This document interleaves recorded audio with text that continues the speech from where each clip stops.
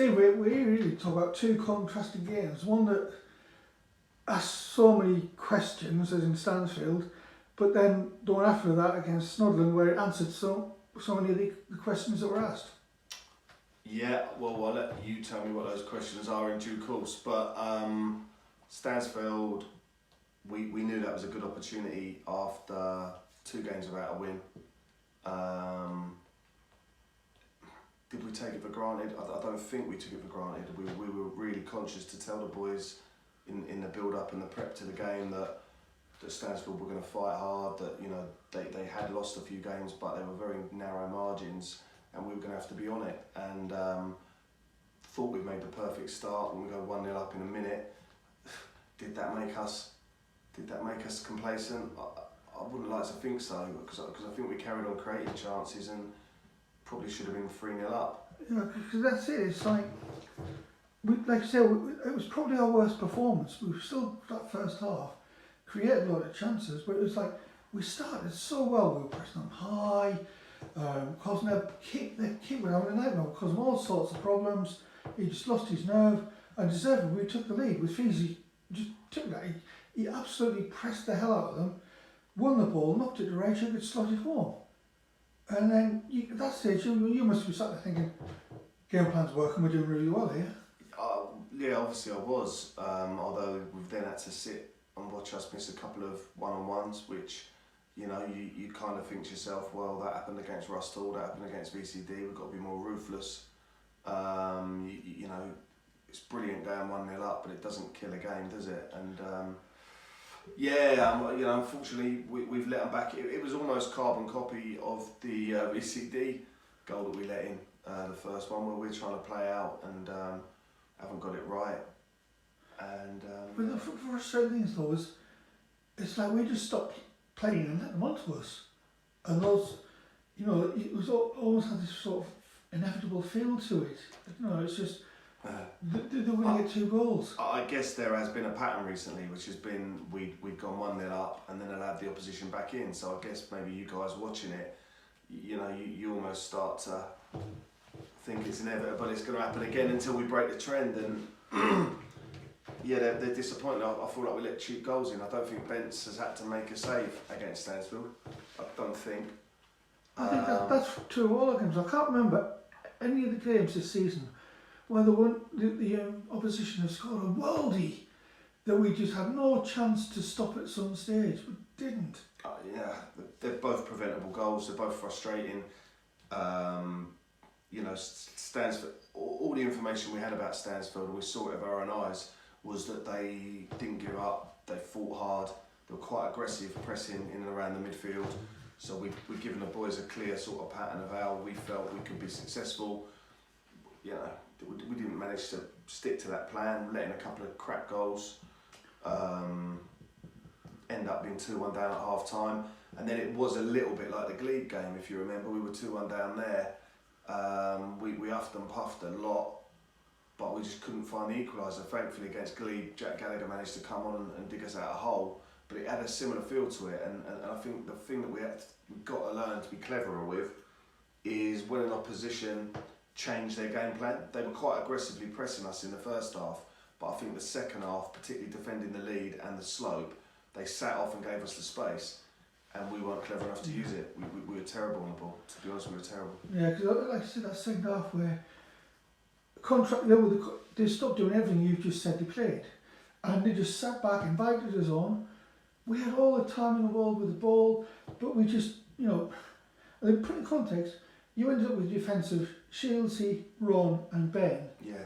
And that was never our problem. Not at all. Not at all. The problem was actually it's either end.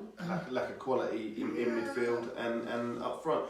Having said all of that, Ryan still put in a couple of good balls which just needed a finishing touch, and Ben from corners twice, he had good shots as well. He caught 2 volleys really clean, and they're throwing their bodies at it. And I think I said on Thursday, I said we could learn from that, because they're defending, fair play to them, like they defended their lead like it meant something to them. They're throwing their bodies at it. They did. They just stopped. Whereas sometimes we just giving goals away without really putting up too much of a fight.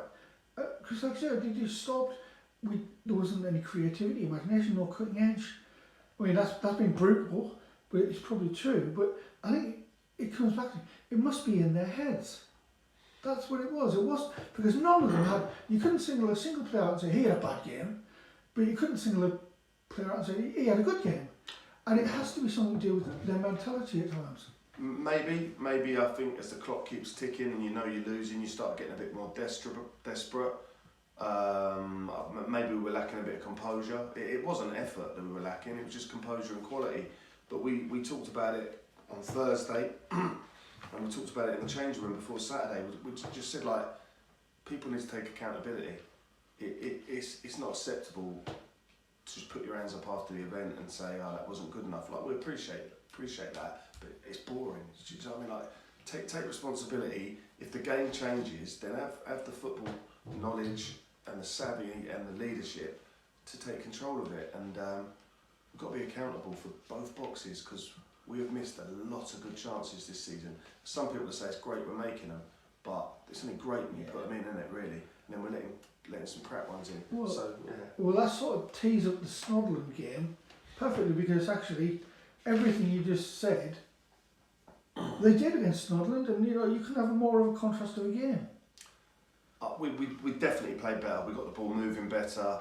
Our shape was better. We obviously changed the formation, which was enforced. Sige and Jim again. Like, don't forget, we've also lost. We've lost Sige and Jim and Harry. Yes, but I mean just in the Stansfeld game. In amongst all of this sort of attempts to win a game, we've lost two of our starting centre halves, which is far from ideal. In addition to Harry is already on the injury bench, so that's three centre halves injured. So we changed the formation, went to a back four. Was that the reason we played better? I think we got our line in a better position. I think we've been sitting a bit too deep at times. We got our line in a better position, allowed us to press better, allowed the midfield to control that area because the space was smaller. But in a nutshell, I think it did come down to people taking accountability. Went 1-0 up, but we've been 1-0 up pretty much every game this flipping season. Let them back in. There's almost a pattern developing again, but I just felt the second goal, which was Walder's header from a corner, for me that was just the team saying this ain't going to happen today, and it was probably no coincidence it was Walder, because when you need someone to step up and take responsibility, he's the kind of guy that will. It's like you say, we changed formation, I said, but you also brought Ryan Hines in and played him straight up without anything. And where's he come from? He was great. Yeah, he's actually been in and around our WhatsApp group since pre-season. Never really managed to make it through work, holidays, blah blah blah. And then obviously we had centre halves that we were committed to. But he plays for Artois on Sundays, good friend of Reggie's. As soon as I knew I had the problem post Tuesday with Sige and Jim looking like they were going to be unavailable, we actually invited a couple of centre halves to training on Thursday, and we really focused on our defensive side of the game.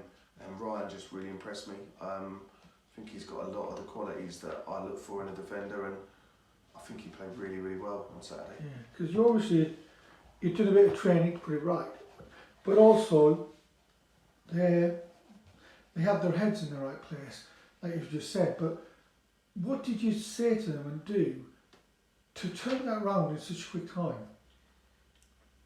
I can't really say I take all the credit for it. We just said to them, like, they've got to take accountability. Like I said, I don't want to be valiant losers. I don't want to be hard luck stories. It's boring. It's not what we want to achieve.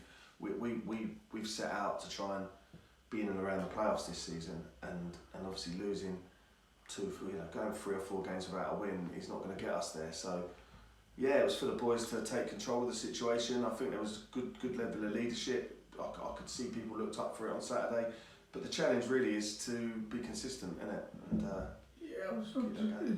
And we can get it on, but the other thing was the creativity was back. I mean, we had so many chances. How many times did Ryan knock a ball in the box? And somebody was there. Yeah, got a few good crosses in. Obviously hit the big diag for the first goal. Yeah. Reggie, great ball. Jack Gallagher, great finish. But I'd still say though, for all the negativity, and I understand it, but we should have been 3-0 up on Tuesday. Yeah. And it wasn't because their goalkeepers made worldy saves, it's because we missed Yeah, two really you good turn around and chances. say, well, pick any game. We should have been 3-0 up against VCD. Yeah. Should have been 4 or 5 up against Rustall. And So- that's not an arrogance, it's just, that's what it was. Well, it's What just we down to did- people doing their Yeah. jobs and being ruthless. And if, Yeah. and if you know, no one's going to score every single chance. But if you was to do a highlights package of our last 8 games, some of the finishing is woeful, and that isn't good enough. And the goals we've let in, as you said, we've not been conceding worldies. We've been conceding goals that are highly preventable. And again, people have got to prevent it. We've got to be ruthless in both boxes if we want to get anywhere, because ultimately that's what decides football Yeah. matches. And we've mentioned a few players, but I don't like to single out individual players, but there's several on Saturday stood out. It's like you brought Jack Gallagher in and he took his chance, so much so that he gets in the team of the week. So, you know. Yeah, no, He we had a just good found game. that out this morning, and fair play to Jack. I think when you're losing, when you're missing chances, if you're a striker sitting on the bench in that scenario, you're going to fully expect to get your chance, aren't you? Because if you're not going to get a chance then, you're never going to get one. And he deserved it. He trained well. He was probably the best finisher in training on Thursday. I like what he does back to goal. I think he's very tidy. I like how he presses.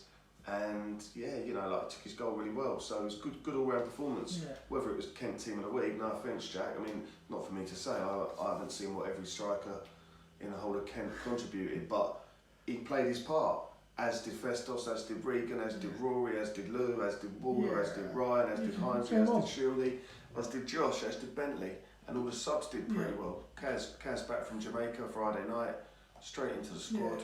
Because like you say, Jack, the Jack you would have thought would have been in the team, it was Walder who was immense. You know, it wasn't just his goal, which was great, but actually the way he defended, he just sat in that middle and ran the game and stopped anything happening. And then Festos, like when he got his goal, he didn't just have a one shot, he shaped one way, went back, till he could get it, and then he curved a great shot, and so you got, Festos had a great game. Again, we're talking about accountability, and Festos probably needed to score a goal because he's had a lot of chances. And on the one hand, great that he keeps getting in the positions, but especially when bear in mind he's been playing as a midfielder for a lot of them. But ultimately, you've got to take your chances, and it was good to see one go for him. Hopefully, it's a springboard. Yeah, because like you're saying about accountability, you had Shieldsy dropping back into defence, and he had a great game. He could obviously play the grass, but also you could see him talking and his communication. That was brilliant. Yeah, considering him and Ryan have not had a minute on the pitch together, they actually look quite comfortable together, and a lot of that just comes down to communication. I could hear Shieldsy, I could hear Bentley, I could hear Walder. When you've got that clear communication right throughout the spine of your team, it just makes everyone's life easier, doesn't it? Yeah, because I mean, can't get carried away. You're famous, never too high, never too low. But you know, you have to say, yeah, that was a really crap game on this Tuesday, but we know we can do better, and we turned it around on the Saturday. The point where you're thinking, well, we've got Larkfield on Tuesday, in a much more confident mood that we can take the game to them again. Yeah, again, I feel like there shouldn't be any confidence issues. It's the only thing we need to be concentrating on is making sure we're consistent, and that's easier said than done. But it is just making sure you're focusing in the moment on, particularly letting in the goals. Letting in cheap goals is just a recipe for disaster. And actually, we did okay on Saturday. Still felt their goal was preventable, but most goals are preventable. It's just about people being on sort of red alert anytime the ball comes near our 18-yard box and throwing their bodies in the line, doing whatever they've got to do to keep the ball out. And likewise, you go at the other end, you see Jack Gallagher throwing himself in there. Feezy would have come on. You know, as long as people are throwing themselves in there and committing to it, you can't really ask any more than that. Yeah, like I say, Saturday was a proof of that. Good. Cheers. Cheers.